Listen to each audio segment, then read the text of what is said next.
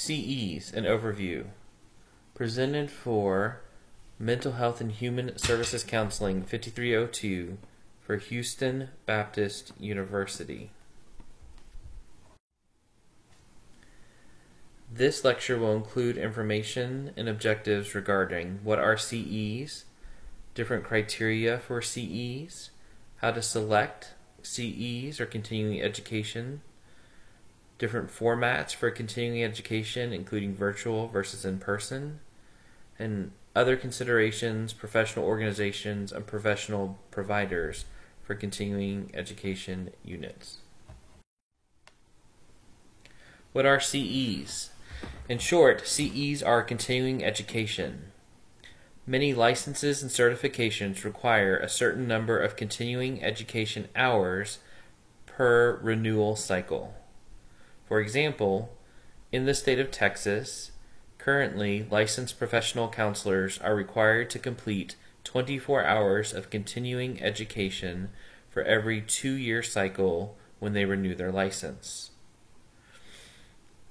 Some employers will also require a certain number of continuing education credits to maintain a certain status within the organization or to maintain a certain position within the organization. Sometimes specific types of continuing education units are required. For example, in Texas, licensed professional counselors, or LPCs, are required to accumulate 4 hours of ethics every 2 years before they can renew their license. In addition, as an LPC supervisor, or licensed professional counseling supervisor, one would be required to complete an additional 3 hours of specific CEs related to supervision. If you are a licensed chemical dependency counselor in the state of Texas, you would be required to complete 6 hours on STD and at-risk behaviors related to addiction. And if you held a credential such as the National Certified School Counselor through the NBCC, you would be required to complete a certain number of specific school counseling hours when applying for renewal every 5 years. I use all the examples to tell you that you need to be aware of your specific credential, license, certification, or employment requirements so that when selecting the CEs that you will complete, you are sure that you will meet the requirements. If you hold multiple licenses, certifications, or have multiple requirements related to CEs, it will be your responsibility as a professional to understand those requirements and to meet each of those requirements within the given cycle. Many times organizations will require reporting or audits related to your CEs, and many times these audits include certificates of completion from the provider of the CE, and some courses will even, and some certifications will even ask you to submit additional documentation and supporting materials, such as copies of the PowerPoint, copies of the objectives, or any manipulatives or notes that were taken during the class. Criteria for CEs. How do you know if a CE is good? One of the most frustrating things to happen for many people is to sign up for what they thought would be a good continuing education course to find out it was in fact not good. A couple things that you can use to consider whether a CE is going to be worth the time, the effort, and the money is to look at the certification of the group who are providing the continuing education itself. So for example, if you have a particular organization that you have an affinity for, whether that be the Texas Counseling Association, the American Counseling Association, the American Psychological Association, a Social Work Association, an Addiction Professionals Association, or a Human Services Association, many times those associations will produce similar continuing education experiences. And so if you find an organization that you like to work with, Many times the other CEs that they offer will be similar to the ones that you've already taken. Another consideration is to look at the credentials of the person who's presenting the CE. So what kind of licenses and certifications do they hold?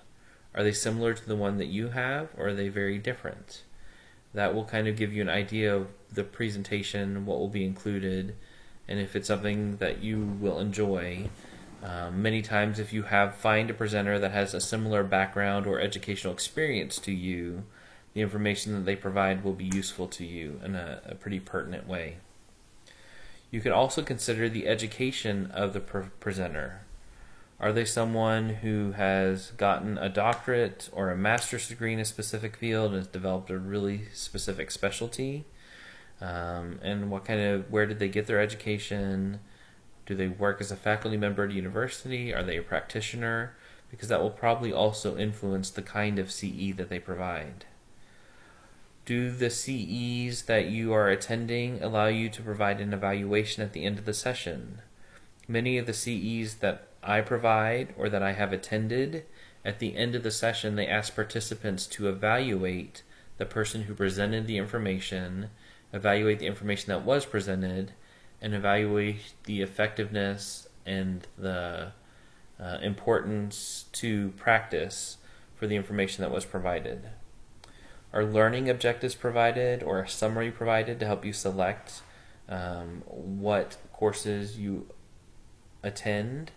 Many times people will select the CEs that they attend based on the title, but it's important to look at other criteria too, such as learning objectives and summaries that are provided. And then finally, what kind of references or resource materials are included in the information prior to attending the session? And is there additional information that you can look at to learn about if the session would be a good fit for you? How to select CEs. Sometimes the selection of CE is just to meet a requirement.